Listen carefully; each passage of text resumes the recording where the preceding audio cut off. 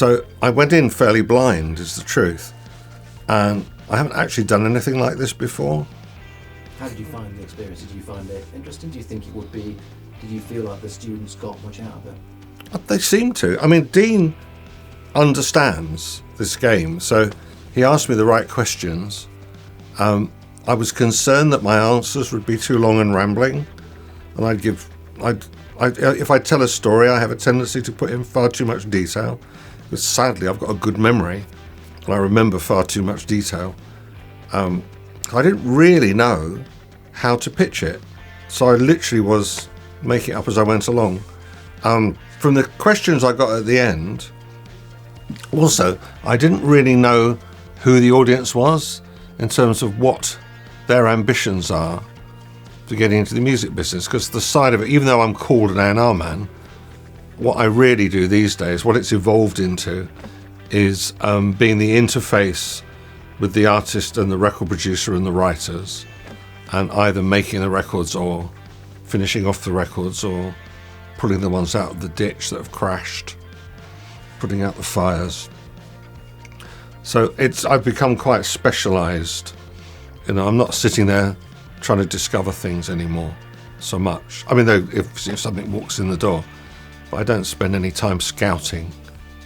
There's lots of other, so many people doing that, and very few people doing what I do. So it seems a better sort of use of my sort of experience and time to focus on the record making side. I wasn't sure whether that's who I was talking to, because what I'm really interested in is record production and writing. Because I think the two things that are missing, the two things that have become generic, are those two things. And I think the thing that I didn't really get it across at the end, but all you really want to say to the students is just write great songs. That's what makes the difference, because everyone has access to, it's like cheap, good digital recording is something everyone has access to, whereas in the days of analog recording, you needed £800 a day to even start. It was an expensive business and technically complex, whereas a brainy 13-year-old with an ear of music can pick up Logic in a week. It's such a brilliant thing, but the content's still got to be great. So what I'm saying is it's really easy to make great sounding tracks of music that no one needs to hear.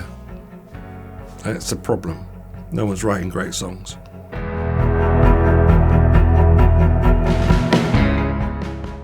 Well, to the music performance students, do as many gigs as you possibly can, whether you get paid or not. Like, just put the hours in, practice, songwriting, just, try and be original, like have a voice of your own. And to the tech students, as well, alongside Logic, learn Pro Tools. So I think ultimately Pro Tools it's a bigger place. And there's nothing wrong with Logic Pro, but it's not Pro Tools. So I think write better songs, learn Pro Tools, do loads of gigs.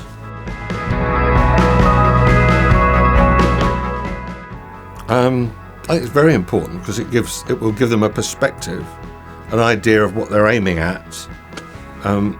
Otherwise, it's just this sort of I don't know. How can I put this? I'm not sort of I'm not in the music industry pyramid trying to be a record company executive, so I don't really think about that side of the music industry game very much. I've just all I'm really interested in now is making records, and I think probably what's important for students is to get a sense of what the sort of level that sort of line you need to be above to be competitive. It's like how good do you actually have to be doing this for a living? And I do think the amount of hours you put into it. I mean, playing live, it's so much about just repeating it until you get good at it. I mean, it's the old 10,000 hours thing, isn't it? Like anything else.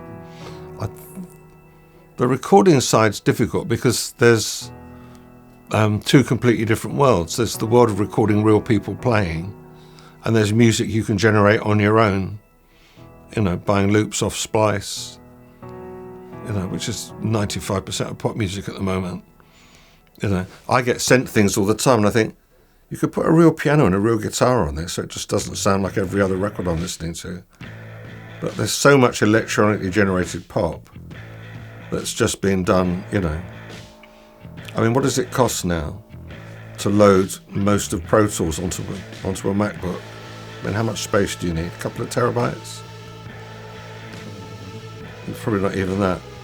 So for an investment of $3,000, you're carrying around more tech that was in most recording studios 30 years ago.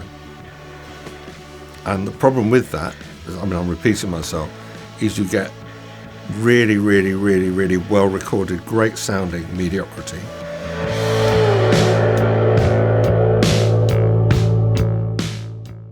Well, there's a level on which it's absolutely brilliant that the technology has evolved for people to be able to make, pretty good sounding recordings very, very cheaply. It sort of democratizes the whole thing, and you don't require, I'm sort of overlapping something I already said, but in order to get the sort of money you needed to make a decent sounding record 20 years ago, you needed to sign a record deal or have rich parents or rob a bank, or use the proceeds of crime. But there was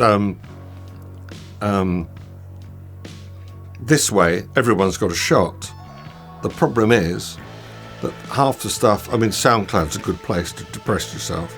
Spend a couple of hours on SoundCloud listening to some of the worst dance music in the world, because people can, right? So it's the dark side of that accessible technology is there's an awful lot more rubbish to wade through to get to the good stuff.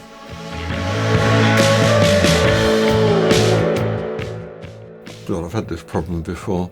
My Desert Island Discs is 50 tracks. I did a playlist once for something.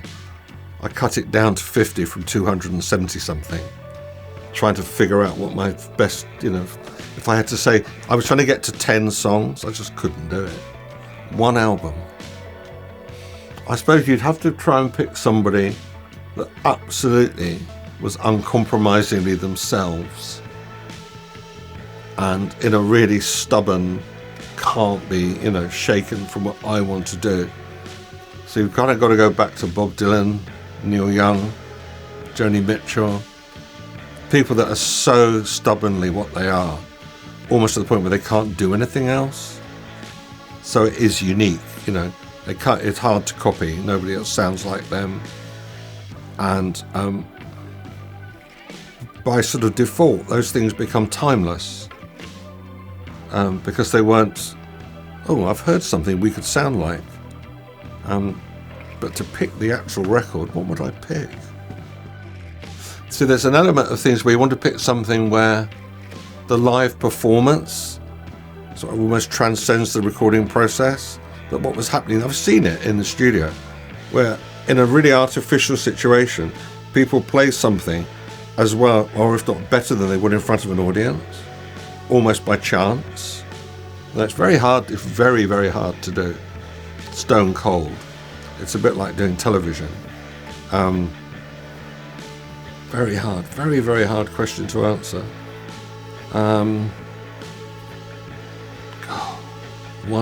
One album. Only allowed one album. No More Drama, Mary J. Blige. Why would that be your choice? Her vocal performances. Astonishing vocal performances. I don't know where she finds it. After the Gold Rush, Neil Young. Stubborn. Whatever anybody else thinks, this is what I think. maybe even a later record, Ragged Glory. So I think it's an even more stubborn record. He honestly doesn't give a toss what anybody thinks. He's just doing what he likes. And I suppose, Street Legal, Bob Dylan. So tracks and albums that know what they are and what they're all about. Yeah, my artists who are completely uncompromising, or have I can't imagine what it's like if you're vocally as gifted as she is. Where's it coming from? I don't suppose she even knows. So it's either, I suppose, there's a pattern, isn't there? So the people that have made that impression on me are either those astonishing singers, normally American, normally with some sort of church background. I mean, I could have said Aretha Franklin, because it's the same thing. Where's that noise coming from? Or those sort of stubborn singer-songwriters are, I think, the most cantankerous and difficult. I'm sure of Bob Dylan and Neil Young. Maybe Jackson Browne.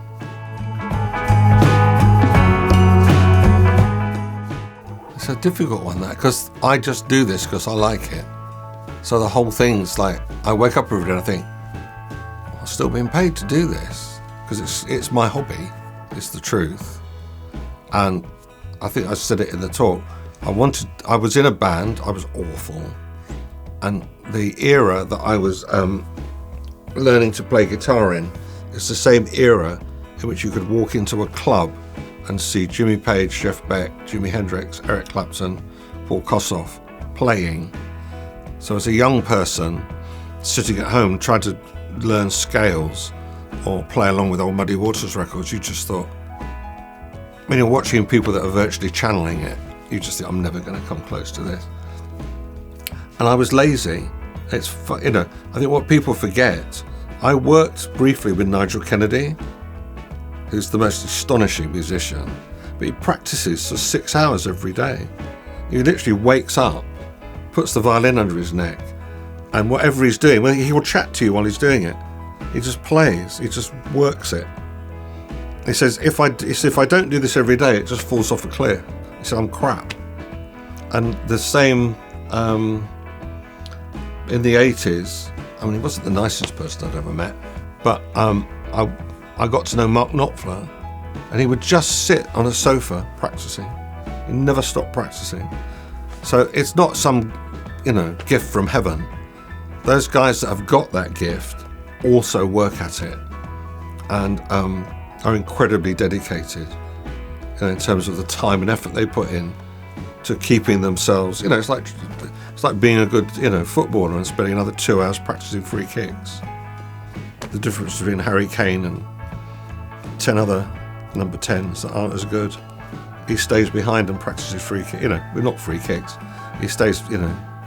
It's that extra training thing that I think people do. What was the question? I've gone off on a tangent. Oh yeah, the highlights of my career. So yeah, guitarist, no concentration span, too late to become a recording engineer, and also it looked like really hard work being a record producer if you didn't know what you were doing with the engineer. And when I started doing this, the engineers hated record producers and would trip you up. And I just didn't have the confidence in my 20s. I just didn't have that thing that some men have where they don't really give a toss what anyone else thinks. Anyway, so I thought record producer, guitarist, too lazy to be an engineer. But you can connect all these things up. What's the job where you go to see loads of bands and sit next to the record producer in the studio? A&R. Well, at least it keeps me close to music. And I have similar instincts to people that do those jobs without having the dedication or the application to do them myself. So I think fundamentally I'm lazy, and I can do what I can do quickly and intuitively, without having to get into a sweat about it. It's comfortable. So I'm a serial underachiever, really.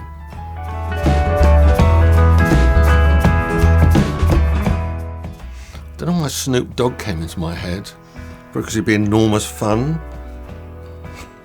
I don't know. I mean, I'm almost at the point where I'd pay Laura Marling to be in the studio with her.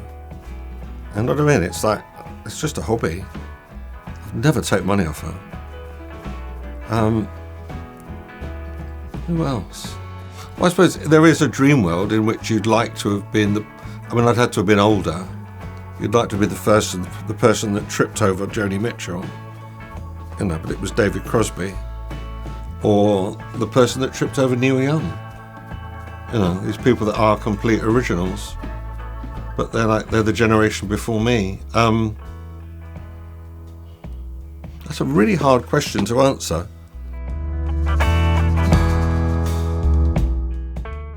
Well, I think this is sort of one of the things that I have been to in the situation. I was talking to somebody about a particular college, and they only had Nuendo in the studios. And I thought, why have you got Nuendo? Nobody uses it. I mean, it was a perfectly good operating system that just didn't take off. And I thought, what's the point of students learning Nuendo? Because professionally, they're never going to run into it. So you walk into somewhere where most of the students I've spoken to seem to be quite up on Logic Pro, which is sort of second best but acceptable. And then I look at those ATCs and I think, well, if that's indicative of the level of facility that you've got, then that's fully professional. You won't do any better than that. So would you give this facility a big tick? Yeah, I would. So you could do with some more proper outboard.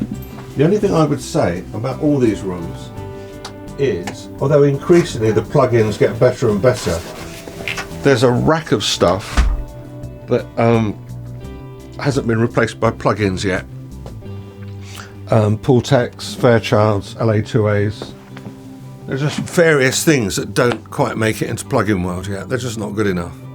So there's a sort of a small rack of about 7 things from the 60s and 70s that the perfect studio should have.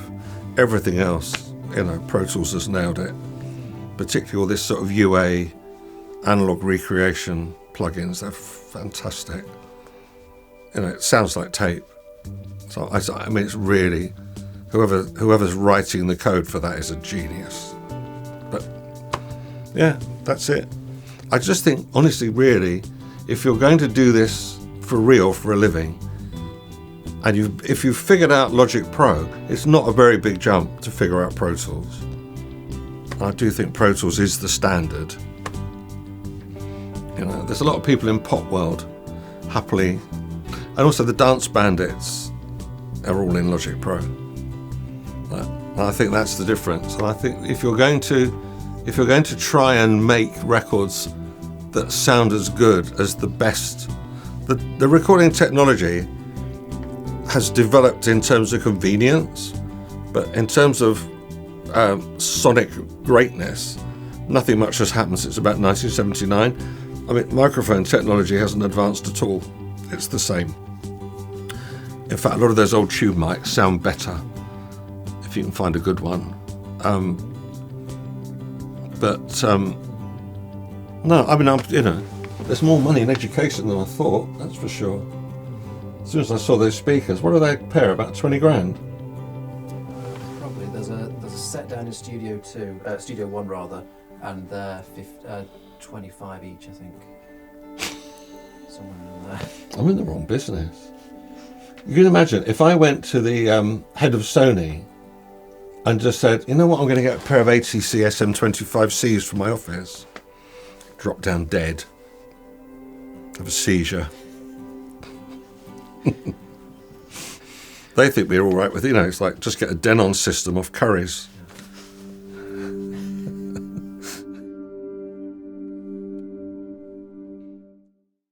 Very important. I don't think I think one of the problems with the business I joined is there was this sort of idea that real artists didn't understand business, which I think is mad. I think it's, I mean, if you're lucky, you luck into somebody with a great business sense is also honourable. But I think these days, I'd want to know, the trick with recording contracts and a good recording contract. So I think to have some sort of business savvy is absolutely essential. And you can pay for a good lawyer, but then you've got to find a good lawyer. You've got to know they're a good lawyer. And I think the hardest thing, I've always thought this, meeting bands, I mean, not so much now, but 20 years ago, meeting bands for the first time with their manager, who's probably their friend who owned the van, and that's why he's the manager. I was lent them some money to buy gear.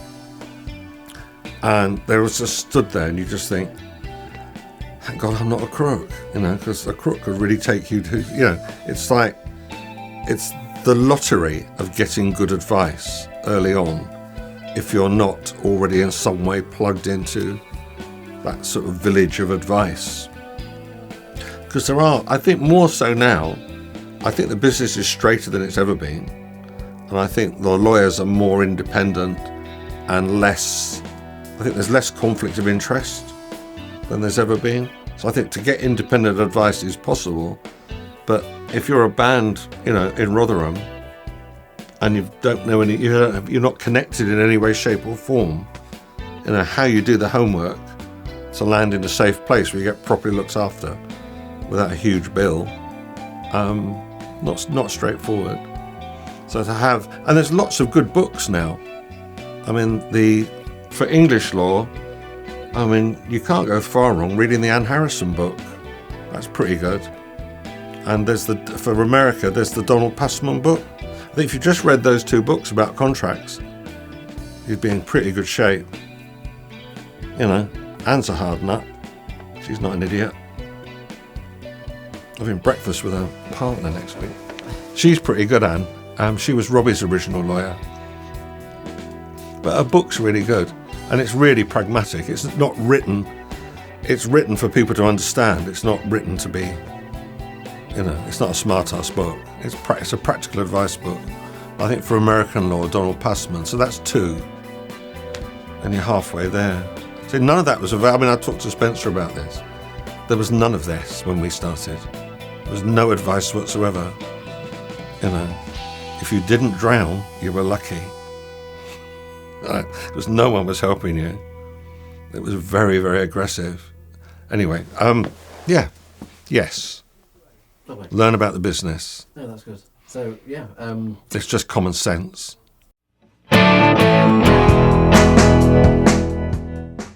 No, what I always say. Learn record production, write better songs, be original. Don't sound like somebody else. We've got loads of that already, thanks. Too much of it. Don't copy Ed Sheeran. Be your own person. But I think that developing your songwriting skills is the hardest thing to find, is great songs. And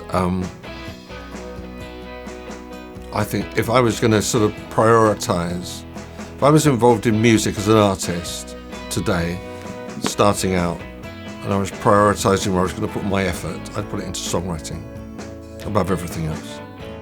Because if you look at anyone that's got any kind of longevity, the standout is the songs they wrote themselves. So the people that mean something today, the people that Mercuriadis is trying to pick up the catalogue of, are those people that wrote a vast body of work that was original. Less interesting is the people that wrote loads of hits for somebody else. Because they're writing, they tend to be a carbon copy of a carbon copy of a carbon copy. I mean, they aren't very clever. I mean, there are great artists who magpied very, very, very cleverly, where you can hardly notice the joins. They're so clever. But, there's a reason that it's not all timeless. That's a bit of a myth. But there are certain artists who age terribly well. And I think the thing that separates them from the stuff that dates really quickly is a combination of great writing and ageless production. And one of the things that I was brought up with was that as you're recording, to really monitor whether that sound will date badly or not. I'm thinking of early synths, Lindrums, things that sounded old within a year. So again, it's very difficult because a lot of this stuff is instinct and intuition, but it was something that you can pick up a record that Chris Thomas produced and it doesn't sound old, and I think stuff that's played, like, what was I listening to recently? I put on a Steely Dan record because I knew the producer engineer Al Schmidt died recently, and he'd kept working. He was 90. He was just coming up to his 90th birthday, and he'd kept working. And his stuff is absolutely timeless. Nothing he ever did sounds old. And he's from a jazz background. His first sessions were Count Basie. So what he's used to doing is recording people in a room, all playing at the same time. And his whole technique with production was where he positioned them and where he positioned the microphones. He did very little here. He got the room right. And then he came in here and went, do I need to do anything? So he didn't solve it by just sticking people in a room and then fighting with lots of outboard and EQ, trying to make it sound good. He got the room to sound good. And those records don't sound old. Well, they might do, but they sort of come back. And there's an awful lot of stuff, like a lot of old jazz recordings, like Sarah Vaughan records don't sound old. They don't sound much different from an Adele record, really, which is who she's plugged into, more than anything else, I would guess.